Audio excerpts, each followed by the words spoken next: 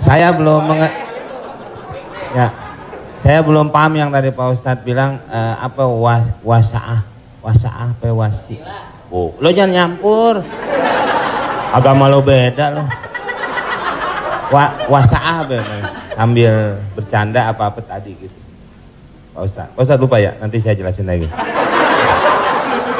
Apa tadi? Wasaah kalau nggak salah. Nggak tahu, ujang adanya kali. Ya Pak Ustadz. Ya itu. Wasilah. Bukan. Wasaah apa wasiah? Tentu baik, tentu buruk. Wassalam habis dong. Hah? Sa'ah wasa'ah. Nah, itu Pak Ustadz. Sa'ah. Jadi ketika itu ucapan hadis Nabi. Ada seorang sahabat, dia datang menemui Nabi. Kenapa ketika kami duduk bersamamu ya Rasulullah di dalam Masjid Nabawi, di majelis ilmu, kami merasa dekat dengan Allah. Kami merasa takut kepada Allah. Tapi ketika kami pulang ke rumah, ketemu dengan anak istri bersenda gurau, kok rasanya beda. Lalu apa kata Nabi? Sa'ah wa sa'ah. Hidup ini ada masa.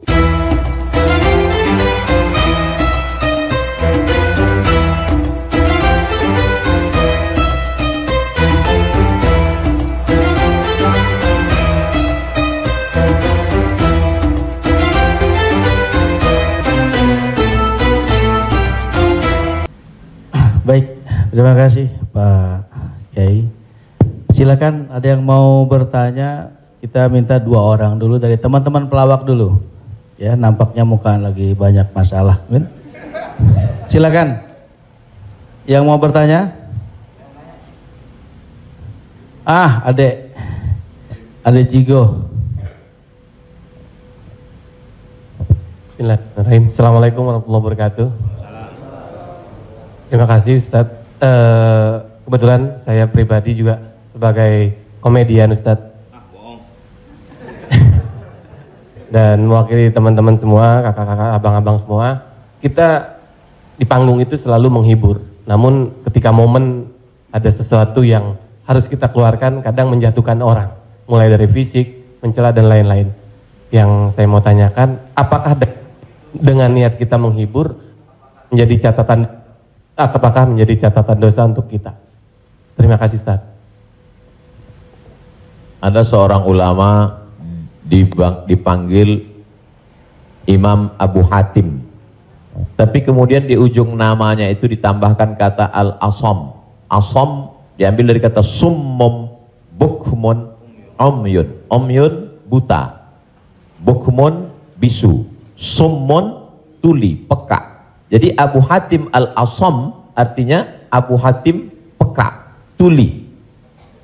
Secara bahasa itu menjatuhkan orang. Siapa itu? Itu Abu Hatim peka, Abu Hatim tuli. Karena ada beberapa orang ada Abu Hatim, yang ini Abu Hatim peka, tuli. Tapi kenapa nama itu tetap tersemat di belakang namanya dan tidak ada ulama yang melarang menggunakan peka itu di belakang namanya? Karena dia tidak merasa dijatuhkan dengan itu. Lalu kemudian itu pula tidak menjatuhkan dia di depan orang banyak. Apa sebab kronologis dia dipanggil Al-Asam? Dia seorang ulama. Suatu ketika dia sedang duduk, datang seorang anak gadis bertanya fatwa kepada dia. Saat anak gadis itu bertanya fatwa tentang hukum halal haram suatu masalah, mungkin karena wallahu alam bisawab atau saking groginya atau kentut anak gadis itu di depan dia. Dia ingin menjaga marwah, harkat, martabat anak gadis ini supaya jangan sampai merasa malu, maka dia diam pura-pura nggak dengar.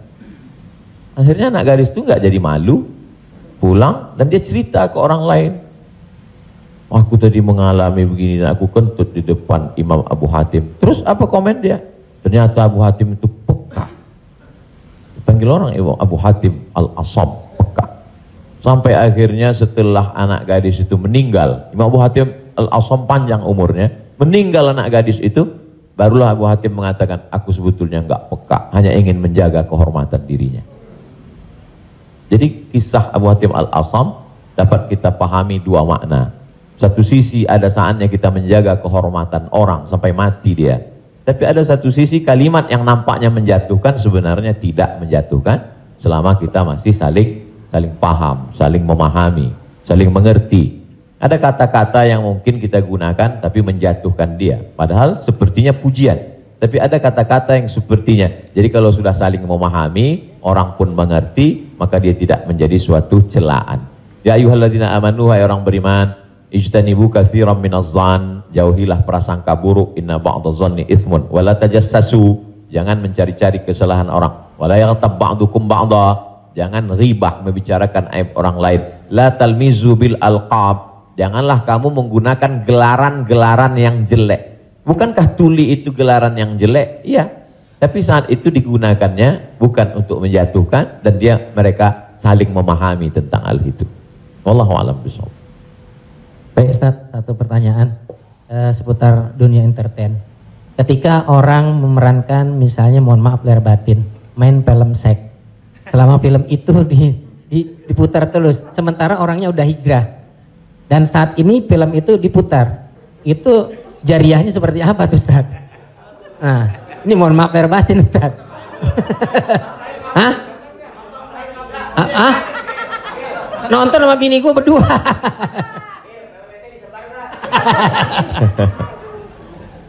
Man sanna fil islami sunnatan hasanatan, siapa yang membuat perbuatan yang baik, falahu ajruha, dia dapat pahalanya, wa ajru man amila biha, dan orang lain yang terinspirasi dengan itu. Jadi kalau Paski membuat rumah tahfiz, lalu kemudian komunitas-komunitas yang lain terinspirasi dengan itu, maka dapat pahala min ghairi an yanqusa min ujurihim syai'un. Pahala mereka tidak berkurang, sama-sama dapat 100 mim ba'dih, setelah mati. Itu kalau yang baik. Bagaimana dengan yang tidak baik seperti yang tadi? Man sanna fil islami sunnatan sayyi'atan, siapa yang membuat sesuatu yang tidak baik, falahu wizruha, dia dapat dosanya, wa wizru man amila biha, dan dosa orang lain yang melakukannya. Setiap ada terjadi pembunuhan di dunia ini, maka Kabil dapat royalti karena dia yang pertama kali melakukannya. Tapi Kabil tidak sempat taubat, tidak sempat hijrah. Jadi kalau ada yang sempat melakukan perbuatan jelek, dosa, saat dia taubat, dia buat konferensi pers, saya sudah taubat, sudah mu'alaf kalau dia tidak Islam. Kalau dia sudah masuk Islam, saya sudah hijrah, maka saya meminta kepada seluruh jamaah yang ada di dunia ini, yang masih menyimpan gambar, foto, video saya, tolonglah kalian delete, dan saya minta ampun kepada Allah Subhanahu wa taala. Lebih daripada itu sudah di luar kuasa dia. La yukallifullahu nafsan illa wus'aha. Allah tidak membebani orang lebih daripada usahanya. Ada seorang hamba berpesan di zaman Nabi SAW, nanti kalau aku mati, maka bakarlah jasadku, lalu campakkan debunya ke laut. Kenapa? Karena aku takut bertemu dengan Allah Subhanahu wa taala atas segala dosa-dosaku. Disampaikan kepada Allah Subhanahu wa taala, kata Allah, aku ampuni hambaku itu karena masih ada rasa takut dalam hatinya. Makanya khotib naik ke atas mimbar, pesannya ittaqullah, takutlah kepada Allah. Kenapa kurban Habil diterima, kurban Kabil tidak diterima? La imbasatta ilayya yadaka litaqtulani, andai kau ambil batu besar untuk kau timpakan ke atas kepalaku, kata Habil, ma ana bi basiti yadiya ilaika liaqtulak, aku tidak akan membalas untuk membunuh wahai saudaraku. Kenapa? Inni akhafullah, aku takut kepada Allah Subhanahu wa taala. Saya yakin Mas, Abang yang berprofesi dalam dunia keartisan ini, apa yang membuat hijrah ini? Masih ada rasa takut di dalam hati. Rasa takut inilah yang kita pupuk bersama. Ada takut 5%, 5% kita jadikan menjadi sebuah komunitas, lalu kemudian kita jadikan sebuah amal nyata dalam kehidupan, disupport oleh Pak Prof dengan keluarga besar almarhumah, diberikan kesempatan untuk menuntut ilmu di Fakultas Hukum, di penyiaran Islam, maka dia menjadi gerakan yang luar biasa. Wallahu a'lam. Terima kasih. Selanjutnya ada adik Ginanjar Sukmana. Setelah itu Bang Atet Jakaria. Terima kasih Bang Tola, Topik Lala. Ustadz, tadi Ustadz cerita bahwa Rasulullah juga bergurau, tapi gurauannya itu tidak pernah berdusta, dan itu yang tidak boleh kata Rasulullah. Sementara teman-teman pelawak sadar atau tidak sadar lawakannya itu banyak berdustanya juga Ustaz. Cari-cari mengada-ada kan, karena memang tujuannya untuk membuat orang tertawa. Tapi kalau saya kan, maaf, saya bukan pelawak, saya peragawan Ustaz. Jadi peragawan pakaian anak-anak. Jadi saya dengar dusta kan gitu ya. Contohnya kayak tadi gitu. Atau Bopak umpamanya dia mengatakan dirinya ganteng, dia cerita bahwa banyak cewek yang suka sama dia, itu kan berdusta Ustaz. Iya kan? Fitnah kan? Kita Willy. Enggak, tapi kalau soal ketampak. Jadi mohon dijelaskan kembali oleh Ustadz Abdul Somad batasan bagaimana di dalam melawak yang tidak boleh berdusta, sehingga kalau memang ternyata pelawak tidak boleh berdusta dalam melawakannya, mungkin saya sedang pikir-pikir dulu untuk melanjutkan profesi ini Ustaz. Saya takut masuk neraka. Terima kasih Ustaz Abdul Somad. Assalamualaikum warahmatullahi wabarakatuh. Ada saatnya kita berilustrasi, menceritakan suatu kisah. Jadi sebetulnya para penulis novel Islam pun dia sebenarnya kisah itu ada juga yang fiktif atau dicampur antara nyata. Bahkan Buya Hamka menulis kisah campuran antara tenggelamnya kapal Panderwick adalah campuran antara nyata dan fiksi. Apakah ketika orang bercerita tentang fiksi itu dia berdusta? Tidak. Jadi kita bisa bedakan itu antara orang memang betul-betul dia berdusta. Kemarin saya melakukan ini suatu, padahal cerita itu tidak ada. Beda dengan dia misalnya katakan, saya ini Ustadz seorang peragawan, tapi peragawan pakaian anak-anak. Tidak, Mas Ginanjar tidak sedang bercerita, kemarin di mall saya memperagakan pakaian anak-anak Pak Ustadz. Ketika saya pakai pakaian anak SMP, semua ketawa. Itu dusta. Tapi ketika dia katakan cerita awal tadi, semua orang tahu bahwa dia tidak sedang memperagakan pakaian anak-anak. Dia hanya sedang menunjukkan tentang dirinya. Secara sebenarnya di balik kalimat itu Mas Ginanjar sedang menjatuhkan dirinya di hadapan orang lain. Kan? Dan kita tertawa dengan dia menjatuhkan dirinya. Mohon maaf, bahwa beliau mengatakan fisik saya seperti anak-anak dan saya andai pun menjadi peragawan hanya sesuai memperagakan pakaian anak-anak. Hari ini orang tidak menjatuhkan dirinya, dia menjatuhkan orang lain, menjatuhkan tokoh agama, menjatuhkan ustadz. Ada suatu kesalahan dalam cara dia berpikir. Bahwa beliau menjatuhkan dirinya, dia tidak usah. Karena dia tapi dia tidak sedang berbohong. Dia hanya sedang bercerita. Insya Allah penjelasan saya itu bisa dipahami. Yang tidak bisa itu adalah ketika orang seolah-olah dia bercerita, dia kemarin saya menjadi sebuah cerita seakan-akan orang mengatakan dia nyata. Padahal sebetulnya hanya bohong belaka supaya orang tertawa. Itu yang dilarang oleh Nabi Muhammad SAW. Wallahu a'lam. Baik, Assalamualaikum warahmatullahi wabarakatuh. Nama saya Ted Zakaria Ustadz. Saya pernah ketemu Ustadz di airport waktu itu mau berangkat umroh. Yang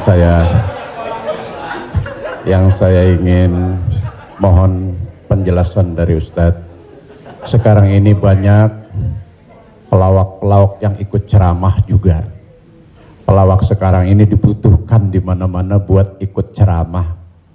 Padahal kalau kita lihat pelawak itu kemampuannya sangat minim, bahkan sudah menjual dengan harga yang mahal.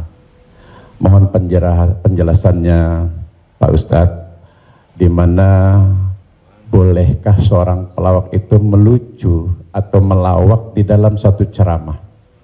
Nah, kita lihat yang namanya pelawak ini sekarang menjadi daya tarik sebelum ustadznya yang asli itu datang. Saya sendiri umpamanya berapa kali ngikut raja dangdut kemana, saya jadi bemper biasa di depan, tapi saya mengingat bahwa ilmu saya belum sampai ke situ, tapi saya memaksakan diri untuk menarik. Saya sadar bahwa ilmu saya belum seberapa untuk ke masyarakat yang penuh itu. Mohon penjelasannya Ustaz. Terima kasih. Assalamualaikum warahmatullahi wabarakatuh. Waalaikumsalam warahmatullahi wabarakatuh. Bedakan antara da'i dengan alim fatwa. Da'i dia mengajak orang ke jalan Allah. Sedangkan alim yang mengeluarkan fatwa, dia adalah orang yang berijtihad.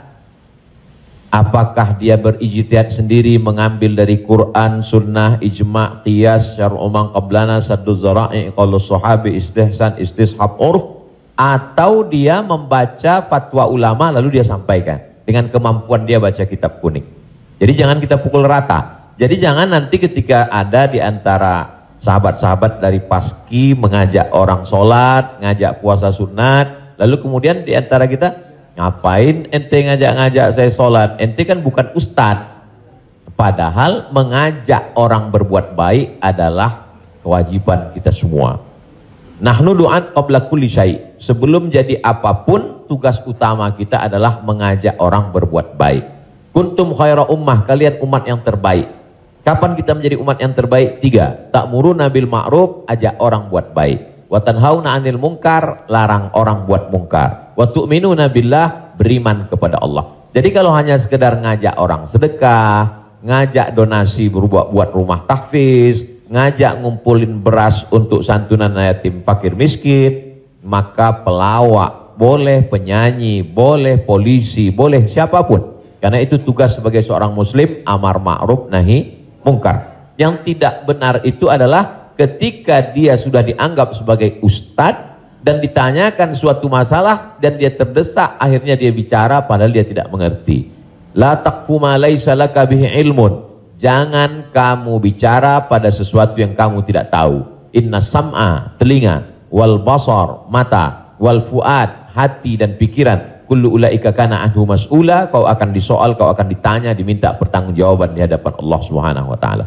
Jadi kalau abang, mas diajak dalam acara dakwah sebagai pengantar supaya masyarakat mau mendengar, supaya ramai, hadirilah tablik akbar Ustadz Fulan bersama grup Paski untuk sebagai pengantar 5-10 menit, silakan. Tapi setelah itu nanti Ustadz bicara, pas tanya jawabnya serahkan ke Ustadz. Nah, jadi selama tidak, tetap kita menjaga. Jadi kalau diibaratkan rumah makan di airport, ini penyanyi, artis, ustadz itu sama seperti yang memanggil penumpang supaya mau masuk ke rumah makan.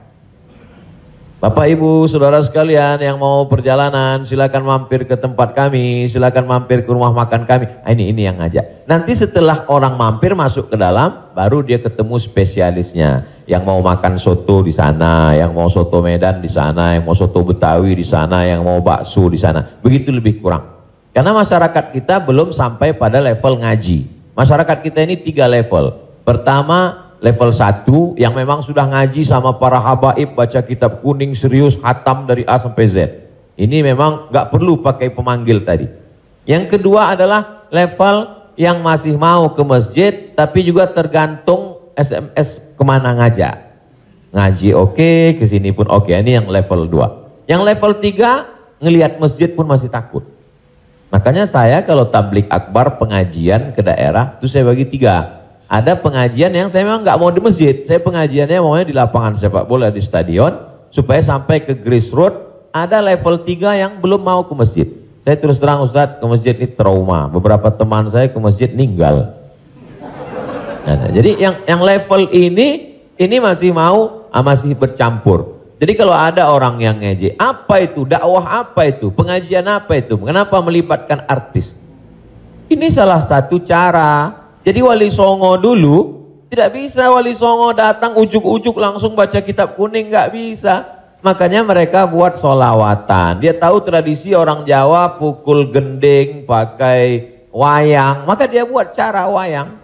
Dia pakai wayang. Jadi sekarang kalau mampu buat film pendek atau melibatkan artis, video tanya jawab saya dengan pertanyaan yang sama, dengan jawaban yang sama, tapi dengan pengantar artis berbeda viewernya. Yang ngasih tahu penonton. Ustadz, coba Ustadz lihat ini. Ini dengan musyawarah sekian penontonnya. Tapi ketika Ustadz di masjid dengan jamaah sekian penontonnya. Artinya apa? Dakwah bisa sampai melalui lisan sahabat-sahabat, kawan-kawan. Jadi pakai kesempatan ini untuk mengajak orang lebih banyak ke jalan Allah Subhanahu wa taala. Wallahu a'lam. Barakallah.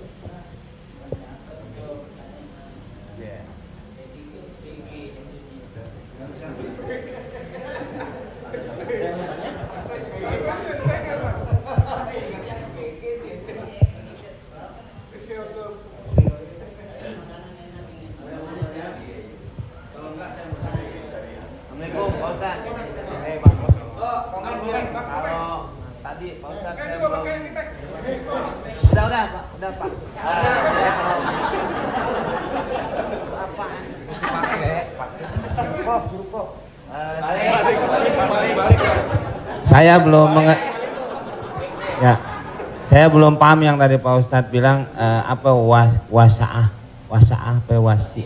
Oh, lo jangan nyampur. Agama lo beda lo. Wasaah sambil bercanda apa tadi gitu. Pak Ustadz lupa ya, nanti saya jelasin lagi. Apa tadi? Wasaah kalau nggak salah. Nggak tahu, ujang adanya kali. Ya Pak Ustadz. Ya itu. Wasilah. Bukan. Wasaah apa wasiah? Tentu baik, tentu buruk. Wassalam habis dong. Ya? Sa'ah wasa'ah. Nah, itu Pak Ustadz. Sa'ah. Jadi ketika itu ucapan hadis Nabi. Ada seorang sahabat, dia datang menemui Nabi. Kenapa ketika kami duduk bersamamu ya Rasulullah di dalam Masjid Nabawi, di majelis ilmu, kami merasa dekat dengan Allah. Kami merasa takut kepada Allah. Tapi ketika kami pulang ke rumah, ketemu dengan anak istri bersenda gurau, kok rasanya beda. Lalu apa kata Nabi? Sa'ah wa sa'ah. Hidup ini ada masanya serius, ada masanya bercanda, ada masanya begini. Lau kuntum kama kuntum la safahatkumul malaikah. Seandainya kamu seperti itu terus, seperti saat berada denganku di hadapanku di masjid, tidak berubah-berubah, turun malaikat bersalaman dengan kamu, kata Nabi SAW. Jadi sahabat itu pun mengalami seperti yang kita alami dan kekhawatiran seperti kekhawatiran kita. Ketika kita duduk dengan Habib, dengan Ustadz di masjid, dengan Kiai, dengan Tuan Guru, terasa begitu full iman. Tapi begitu pulang ke rumah, kok begitu ya? Rasa yang kita rasakan sekarang dirasakan juga sahabat Nabi dulu, dan mereka tanya, kata Nabi nggak salah, karena hidup ini ada sa'ah wa sa'ah. Sa'ah artinya bahasa Indonesianya saat. Semua ada saatnya, semua ada masanya. Selama tidak kita katakan, kamu kok mabuk kemarin? Semua ada saatnya. Ada saatnya mabuk, ada Allah. Terima kasih Pak Ustadz. Paham ya? Ya enggak, ya paham dong.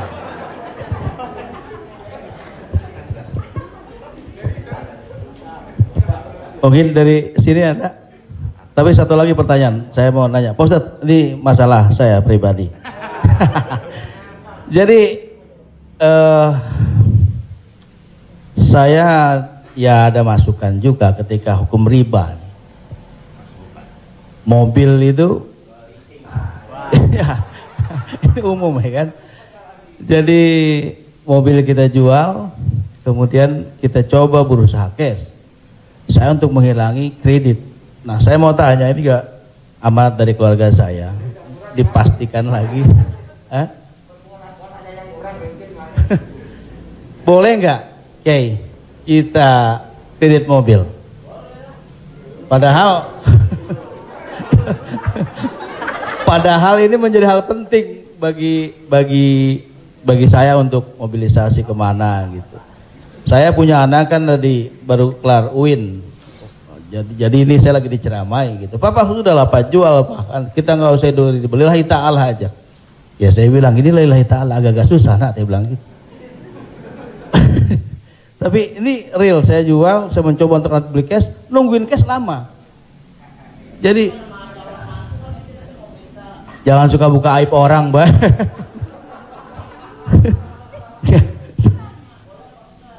Ya, udah tadi ini dulu belum kelar. Jadi boleh nggak saya riba? Oke. Sorry, boleh nggak kredit mobil itu?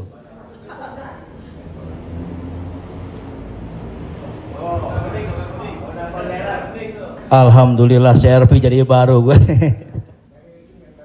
Buka Google, ada tulisan saya di situ.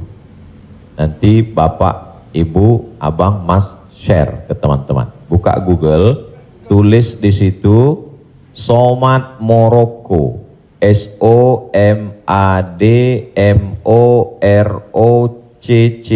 Somad Morocco, SOMADMOROCCO, Somad Morocco, spasi kredit, sudah, enter. Somad Morocco spasi kredit, tulisan yang paling atas kredit, ada tanda tanya, Aska. Di situ jawaban. Saya sudah tulis tentang masalah kredit ini.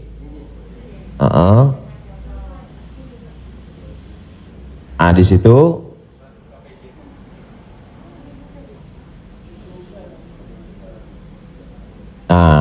Bisa dibaca.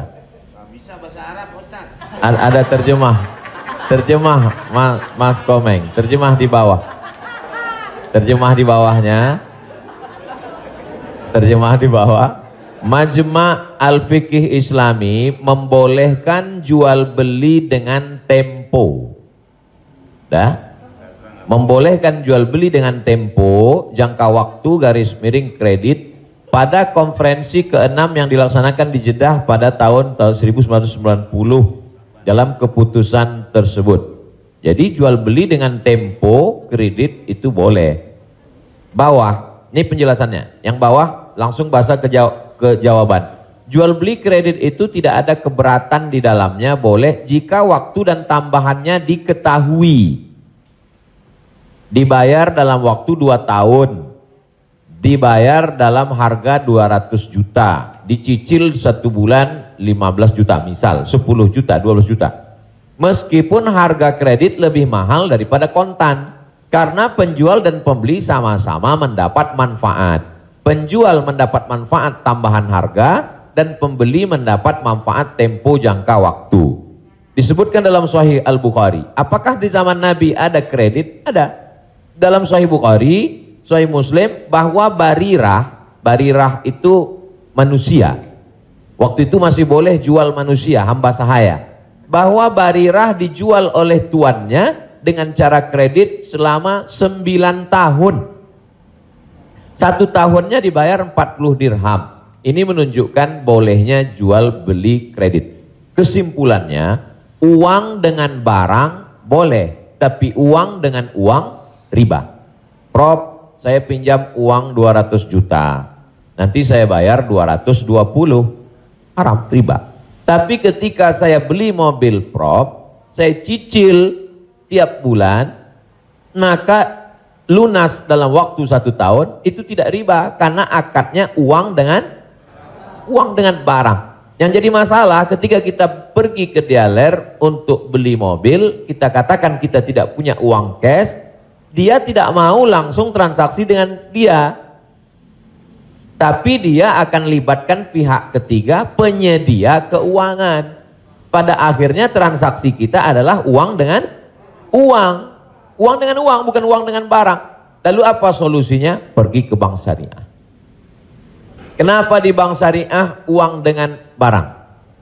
Assalamualaikum, waalaikumsalam. Bank syariah, saya mau beli mobil. Terus mau pinjam uang, kata bank syariah, kami tidak melayani peminjaman uang dengan uang, karena uang dengan uang berbunga haram. Bapak sebetulnya mau beli apa? Mau beli mobil. Kata orang bank syariah, mobilnya kami beli. Bank syariah membeli mobil. Setelah itu bank syariah menjual mobil itu ke kita, maka akadnya kredit sama seperti Barirah dibeli pada zaman Nabi kredit 9 tahun. Jadi akadnya adalah uang dengan barang. Begitu. Allahu a'lam. Ya alhamdulillah. Beli lagi, saya lebih kembali lagi pakai syariah. Selanjutnya siapa yang mau bertanya? Silakan umum sekarang. Bang Dery mau nanya? Oh yang ibu-ibu aja, ibu-ibu. Pak.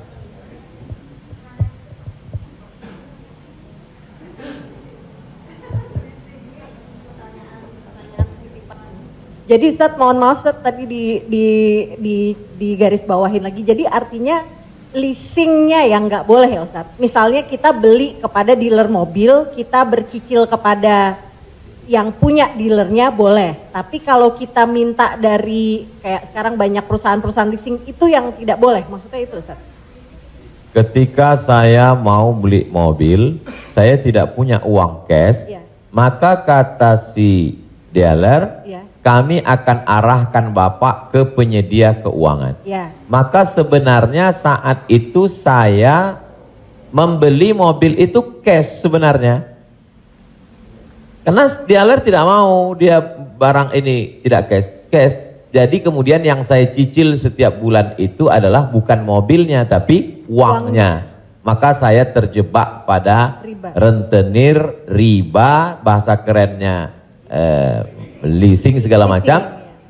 Inilah yang menyebabkan haramnya karena transaksinya adalah uang dengan uang. Lalu solusinya mana Ustadz? Bank syariah. Karena di bank syariah itu disitulah letak. Jadi orang yang tidak mengerti dia katakan sama aja bank syariah dengan konvensional, bedanya pegawainya pakai jilbab, masuknya assalamualaikum. Enggak. Perbedaan dalam jual beli dalam Islam itu adalah pada akadnya. Maka bank syariah membeli mobil itu milik bank syariah, maka saya membeli mobil itu secara cicil, akadnya adalah uang dengan barang. Wallahu a'lam. Satu lagi Ustaz, kalau beli emas secara online itu gimana Ustaz? Sebagian ulama mengatakan membeli emas secara online tidak langsung dan dicicil riba. Mengapa mereka mengatakan riba? Karena transaksi itu uang dengan uang. Oh ini enggak uang dengan uang Ustadz. Ini Ustadz uang rupiah. Lalu kemudian yang jual ini kan emas. Di zaman Nabi enggak ada uang kertas. Di zaman Nabi hanya ada dua uang. Yang pertama dinar, uang emas. Yang kedua dirham, uang perak. Maka ketika saya beli emas tidak cash, maka sesungguhnya akadnya adalah uang dengan uang rupiah dengan uang emas. Itulah orang yang mengatakan nggak boleh beli emas kalau nggak cash karena transaksinya uang dengan uang. Tapi pendapat kedua mengatakan boleh beli emas kredit tidak cash. Kenapa? Karena zaman sekarang emas sebagai komoditi. Emas sebagai barang, emas bukan sebagai uang. Dan fatwa Majelis Ulama, fatwa Ormas Islam kontemporer mengatakan boleh beli emas tidak cash karena emas zaman sekarang bukan uang. Emas sekarang adalah barang. Jadi sama dengan kalau saya beli mobil boleh kredit, maka beli gelang juga boleh, karena bukan uang dengan uang. Di situ letak sebab boleh tidak bolehnya. Wallahu a'lam.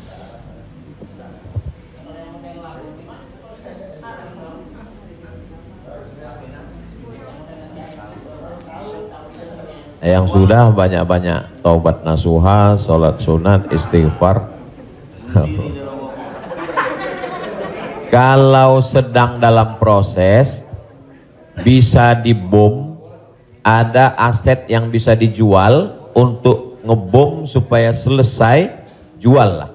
Tapi kalau ini aset pokok tidak boleh jual rumah karena rumah pokok, sama seperti makan. Ini kalau saya jual aset ini saya bom meledak semua Ustadz. Ini Hiroshima Nagasaki hancur semua, maka nggak boleh. Azam tekad dalam hati, saya mencari nafkah, saya lunasi sampai habis, nanti setelah ini saya tobat berhenti. Tapi kalau bisa jual satu petak ini lalu ditutup ini, lakukanlah untuk melepaskan diri dari riba, karena riba itu 5 ancamannya. Yang pertama, alladzina ya'kuluna riba la yaqumuna illa kama yaqumul ladzi yatakhabbathu syaitanu minal mas. Orang yang makan riba nanti bangkit dari kubur ketika di padang mahsyar seperti orang kerasukan setan. Yang kedua, ayyuma lahmin nabata min haramin fannaru aula bih. Setiap daging di badan tumbuh dari yang haram, maka tempatnya api neraka jahanam. Yang ketiga, orang kalau dia makan haram, maka doanya tidak dikabulkan Allah. Mat'amuhu haram, makanannya haram. Mashrabuhu haram, minumannya haram. Malbasuhu haram, pakaiannya haram. Wa ghuziya bil haram, dia diberi makanan haram. Anna yustajabulah, apakah mungkin doanya dikabulkan Allah? Yang ketiga, yang keempat, nasiyatin kazibatin khati'ah. Ubun-ubun, penipu, pembohong, pelaku dosa. Padahal yang berdosa itu tangan, yang berdosa itu mulut. Kenapa dikatakan ubun-ubun? Karena ternyata ada otak bagian depan yang selalu kita usap ketika sedang wudu. Disitulah pemikir. Otak ini berpikir ketika dia dapat semprotan darah. Darah itu menyembur dari jantung. Darah itu dari makanan. Sepiring makanan riba berubah menjadi setetes darah, disemburkan oleh jantung naik ke otak, isi otak haram, maka bawaannya mau haram saja. Gara-gara riba. Heran saya ini Pak Ustadz, kenapa pikiran saya ini mau haram saja? Sebabnya gara-gara makan riba. Yang terakhir, yang kelima adalah tidak ada keberkahan. Hidup ini yang kita cari berkahnya. Makanya ketika anak lahir yang didoakan berkah. Barakallahu laka fil mauhub. Ketika orang menikah yang didoakan berkah. Barakallahu lakuma wa baraka alaikuma. Ketika ketemu yang didoakan berkah. Assalamualaikum warahmatullahi wabarakatuh. Ketika makan yang diminta berkah, Allahumma barik lana. Wallahu a'lam.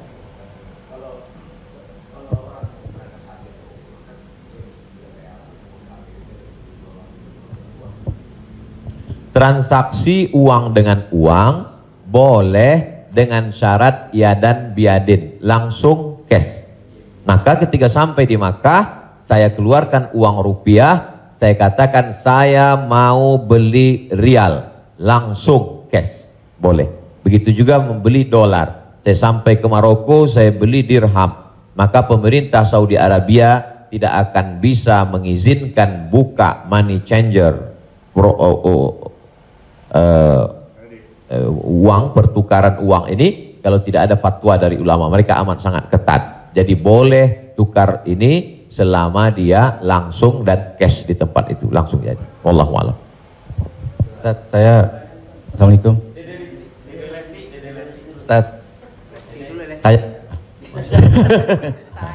saya mau nanya Ustaz, berkaitan dengan kredit tadi, ada juga selain kredit namanya gadai Ustaz.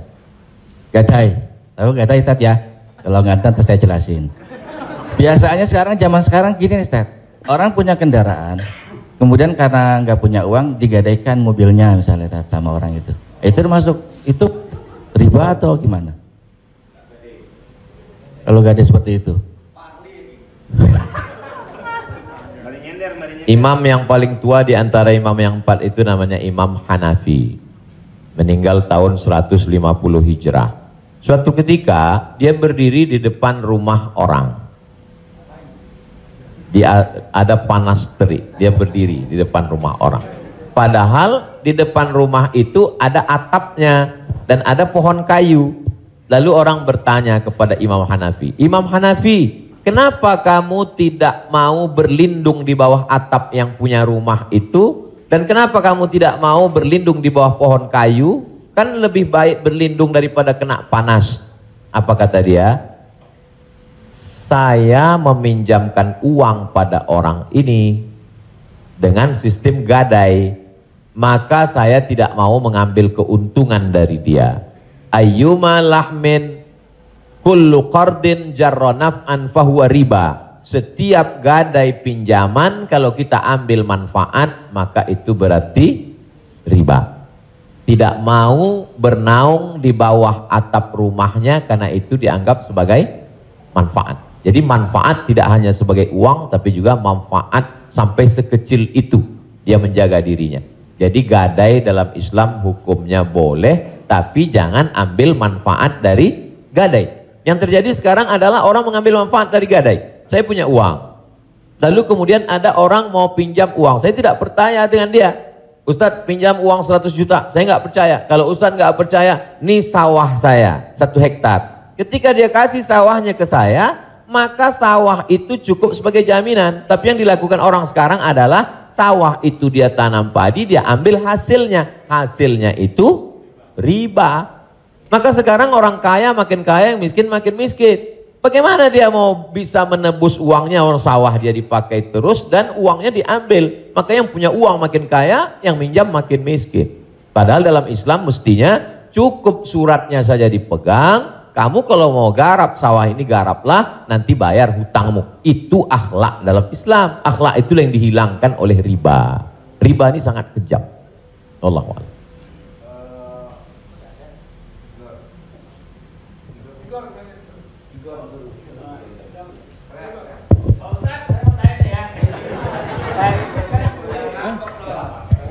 Pak Ustadz, Assalamualaikum. Assalamualaikum warahmatullahi wabarakatuh Pak Ustadz.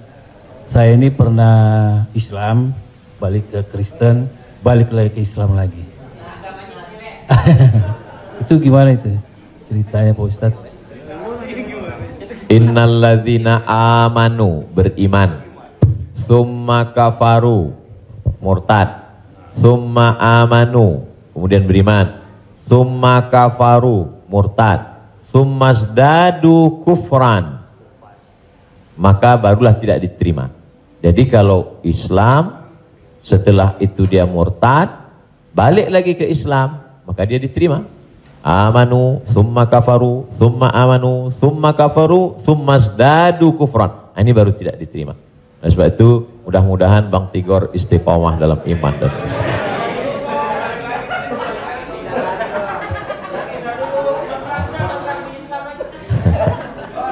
Agama lu kayak angkos bolak-balik.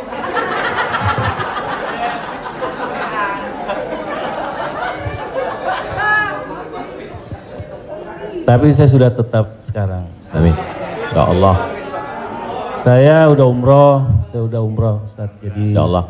Jadi balik Bang, ke jalan yang benar. Insya Allah. Jadi Bang Topik, kajian paski mungkin kerjasama dengan musyawarah supaya terus, atau kalau tidak ingin satu majelis, ustadznya nanti setelah di sana pagi misalnya, sore di paski. Kemudian ngaji ini, kalau sekedar ngaji kita nggak ada tantangan, mesti ada sosialnya. Misalnya ngumpulin beras. Jadi saya sendiri tidak hanya sekedar ngaji, saya khususkan hari Jumat kedua setiap bulan, saya di Pekanbaru, hari Jumat khutbah Jumat, habis itu bagi beras ke masyarakat pelosok yang sulit. Lalu siapa yang menjadi relawannya? Yaitu relawan-relawan Biker Subuhan, mantan petato, kemudian hijrah, pemuda hijrah. Karena kalau cuma ngaji, orang tidak ada tantangannya. Jadi saya ingin ke depan paski ngaji, kemudian ada gerakan dakwah, kemudian ada gerakan sosial, buat rumah tahfiz, lalu kemudian tidak hanya uang dari komunitas saja, buka, buat yayasan, buka. Kami membuka rumah tahfiz gratis untuk yatim dan segala macam, kirim ke nomor rekening berikut ini, pasang pancingnya, Allah Ta'ala memberikan. Belajar kita dari yang dilakukan oleh almarhumah, 250 yatim 40 tahun, Prof. 43 tahun bisa tidak putus. Inspiratif, inspirasi. Jadi kalau mau, maka kita bisa ikuti jejak. Sehingga kita, jadi kelanjutan itu, maka Bang Tigor dan abang yang lain, dia akan terpacu terus untuk datang setiap kajian pekanan, lalu kemudian memperbaiki tahsin bacaan Qur'annya, lalu kemudian meluruskan kajiannya, kemudian ada konsultasi dengan ustadz, tanya jawab dan lain sebagainya. Wallahu a'lam.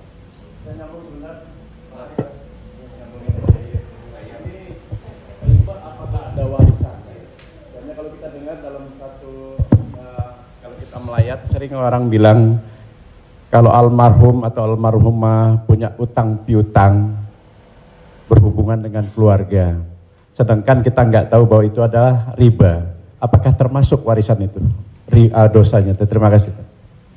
Tidak boleh harta warisan dibagi sebelum dilakukan dua hal.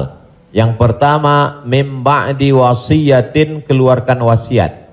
Wasiat hanya sepertiga total harta.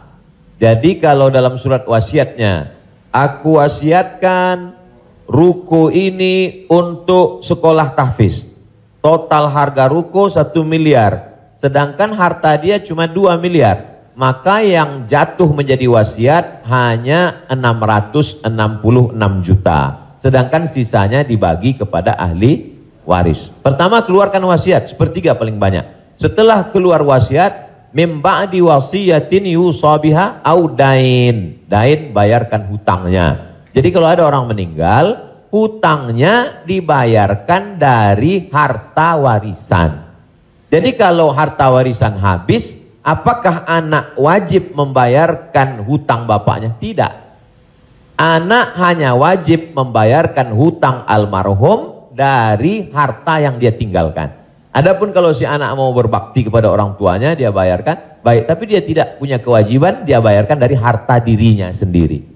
Jadi makanya kadang kita baca, jangan beli ruko ini bermasalah. Di mana letak masalahnya? Karena ruko itu dibagi sebelum hutang dibayar.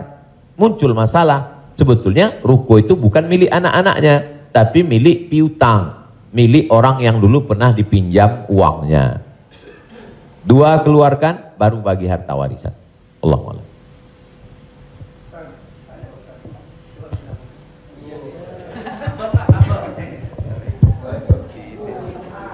Terima kasih Pak Ustadz. Saya mau tanya tentang peminjaman uang. Saya misalnya meminjamkan uang kepada seseorang, tapi dia nggak mau ganti. Nah terus kita nggak mau nagih karena takut menjadi sebuah permusuhan. Kan ada peribahasa memberikan pinjaman hutang itu sama juga menanamkan musuh. Nah bagaimana hukumnya? Apakah ini harus ditagih sama kita ataukah dibiarkan? Terima kasih Pak Ustadz. Assalamualaikum warahmatullahi wabarakatuh. Waalaikumsalam. Ayat yang paling panjang dalam Al-Quran, 1 halaman penuh, Al-Baqarah 282. Bukan tentang haji, bukan tentang puasa, tapi tentang perjanjian hutang piutang. Ya ayyuhalladzina amanu, wahai orang beriman, idza tadayantum bidainin, kalau kamu menjalin transaksi hutang piutang ila ajalim musamma, sampai batas waktu limit tertentu, faktubuh, tulislah. Wal yaktub bainakum katibun bil adli, hendaklah ada seorang penulis yang menulis dengan adil. Wastashhidu syahidaini min rijalikum, ada 2 orang saksi. Antadil, kalau tidak ada 2 orang laki-laki, wa maraat, 1 orang perempuan, wa maraatani, 2 orang perempuan. Antadilla ihdahuma fatudzakkira ihdahumal ukhra. Sedetil itu dalam Al-Qur'an. Jadi kalau saya menagih hutang, sesungguhnya bukan saya sedang mencari musuh, tapi menyelamatkan dia supaya dia dan anak cucunya jangan sampai makan haram. Kalau dia tidak sanggup, ayat yang kedua, fanaziratun ila maisarah, kasih sampai batas waktu dia lapang. Kamu bisa bayar kapan? Insya Allah 1 Mei Pak Ustadz. Tahun berapa? Tahun 2022. Oke, insya Allah Mei 2022 lapang. Tidak juga dia sanggup membayar, lebih banyak minyak kita nagih daripada uang yang mau ditagih. Masuk ayat ketiga, wa antasaddaqu khairul lakum, kamu sedekahkan lebih baik. Aku sudah capek, asam uratku naik, asam lambungku kumat, kau ambil aja lah ini. Wa antasaddaqu khairul lakum, kau sedekahkan lebih baik. Yang menghafal ayat ini yang memberi pinjaman, bukan yang minjam. Sekarang yang menghafal ayat ini yang minjam. Ketika kita tagih, kapan kau bayar? Dibilangnya, wa antasaddaqu khairul lakum, kalau kau sedekahkan lebih baik. Allahu akbar.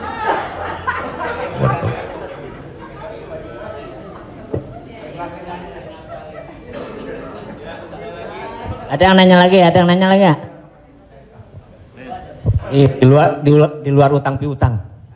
Saya mau tanya ini Pak Ustadz, kan kalau ada teman yang ulang tahun, kita suka bilang selamat ulang tahun, kita doakan semoga panjang umur.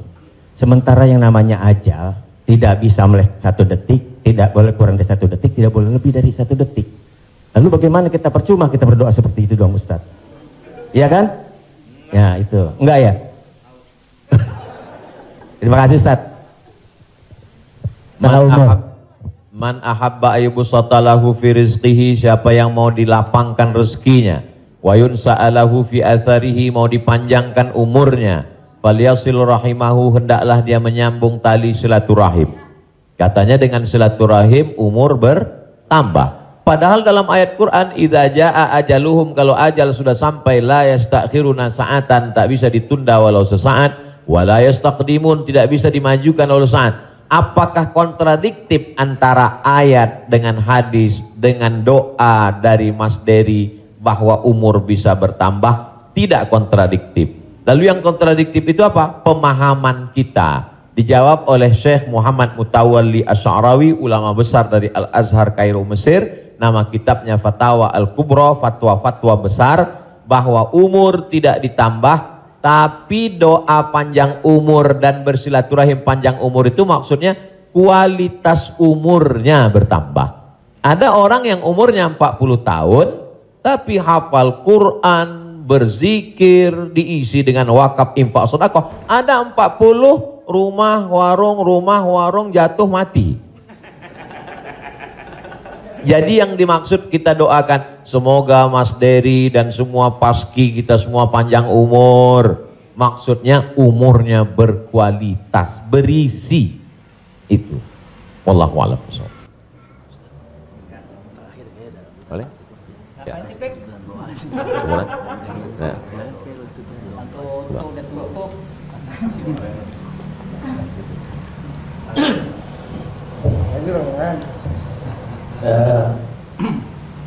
Bapak Ibu yang berbahagia, karena Pak Kiai agak capek besok mau ke Riau, mau pulang kampung, jadi kita ikut. Biayanya nggak ada lain tuh. Jadi yang ngajakin. Iya, alhamdulillah sudah dicukupkan untuk pertanyaan. Nanti kalau yang mau bertanya, tulis aja surat, langsung kirim ke Bopak. Oh, dijawab. Biar Bopak yang kirim ke Ustaz Somad. Baik, Bapak Ibu yang berbahagia, alhamdulillah kita sudah mendapat pencerahan. Mudah-mudahan ini menjadi langkah awal kita untuk mendekati agama kita dengan bijak tentunya. Semoga Allah memberikan kecerdasan kepada kita. Di sisa umur kita ini, mudah-mudahan menjadi orang yang bermanfaat buat diri dan agama secara bangsa. Amin. Pak Kiai, kita mohon untuk memberi doa untuk acara ini. Terima kasih. Astaghfirullahaladzim, astaghfirullahaladzim, astaghfirullahaladzim, alladzi la ilaha illa huwal hayyul qayyum wa atubu ilaih. A'udzubillahi minasyaitonir rajim. Bismillahirrahmanirrahim. Alhamdulillahirabbil alamin, arrahmanir rahim, maliki yaumiddin. Iyyaka na'budu wa iyyaka nasta'in. Ihdinas siratal mustaqim, siratal ladzina an'amta 'alaihim ghairil maghdubi 'alaihim waladdallin. Amin. Allahumma shalli ala sayidina Muhammad wa ala ali sayidina Muhammad. Allahumma allimna ma yanfa'una, ajarkan pada kami ilmu yang bermanfaat ya Allah. Wanfa'na bima 'allamtana, yang sudah kami pelajari malam ini jadikan dia menjadi amal saleh ya Allah. Allahumma faqihna fid din, dalamkan ilmu agama kami. Wa 'allimna ta'wil, ajarkan kami pemahaman Al-Qur'an yang benar. Ya muqallibal qulub, engkau yang membolak-balikkan hati, sabbit qulubana, kokohkan hati kami ala dinik, dalam agamamu, ala ta'atik, dalam ketaatan kepadamu. Allahumma a'inna, tolong kami, ala zikrika, supaya hati kami senantiasa berzikir mengingatmu, wa syukrika, selalu bersyukur kepadamu, wa husni ibadatik, selalu beribadah dengan ibadah yang terbaik. La tada'lana zamban illa ghafartah, wa la aiban illa satartah. Aib cacat kami banyak, tutupi dari hadapan manusia, dan tutupi pula ketika kami menghadapmu nanti ya Allah. Wala maridhan illa syafaitah, ada saudara kami yang sakit, angkat penyakitnya, sehatkan ya Allah. wala mayyitan illa rahimta, yang sudah meninggal dunia mendahului kami lapangkan kuburnya ya Allah. Wala hajatan min hawaijid dunya wal akhirati laka ridha wa lana fiha salah, segala hajat dunia hajat akhirat baik bagi kami dan engkau ridha, illa qadaitaha wa yassartaha, mudahkanlah ya Allah. Rabbana hablana minas salihin, jadikan anak kami anak-anak yang soleh dan solehah, min huffazil Quran wal hafizat, bukakan pintu hati mereka untuk menjadi penghafal Al-Quran, minal mujahidina fi sabilika bi amwalihim wa anfusihim, mereka akan menolong agamamu dengan harta, nyawa dan kekuasaan yang kau titipkan di tangan mereka. Allahumma khtim lana bi husnil khatimah, tutup umur kami dengan husnul khatimah. Allahumma ja'al akhira kalamina inda intihai ajalina, ketika ajal kami sampai, saat malaikat maut mencabut nyawa kami ingin kalimat terakhir yang keluar dari mulut kami la ilaha illallah Muhammadur Rasulullah sallallahu alaihi wasallam. Allahumma ja'alna minal mutahabbina bijalalik, sebagaimana hari ini kami berkumpul berkasih sayang karena Engkau, maka kumpulkanlah kami di surga bersama Nabi Muhammad sallallahu alaihi wasallam. Sahibul bait yang sudah menyediakan rumahnya, makanannya, segala kebaikan, tak sanggup kami membalasnya. Ajzihim jaza'al hasanah, berikanlah mereka balasan yang baik ya Allah. Allahumma jama'na ma'ahum ma'al habibil mustafa fi jannatikal ula, satukan kami dalam surga jannatul firdaus bersama Nabi Muhammad sallallahu alaihi wasallam. Rabbana atina fid dunya hasanah wa fil akhirati hasanah wa qina adzabannar. Wa sallallahu ala sayyidina Muhammad wa ala alihi wa sahbihi wasallam, walhamdulillahi rabbil alamin. Taqabbalallahu minna minkum taqabbal ya karim. Saya ucapkan banyak terima kasih kepada keluarga besar almarhumah Profesor Dr. Hajah Tuti Alawiyah, tak dapat saya sebut satu persatu. Saya ucapkan banyak terima kasih kepada Paski. Malam ini amat sangat berbahagia, senang bisa saya bertemu dengan orang-orang yang selama ini saya senangi hiburannya, candanya, gurauannya. Mudah-mudahan Allah panjangkan umur mereka insyaallah. Jazakumullah khairul jaza. Wassalamualaikum warahmatullahi wabarakatuh. Waalaikumsalam warahmatullahi wabarakatuh.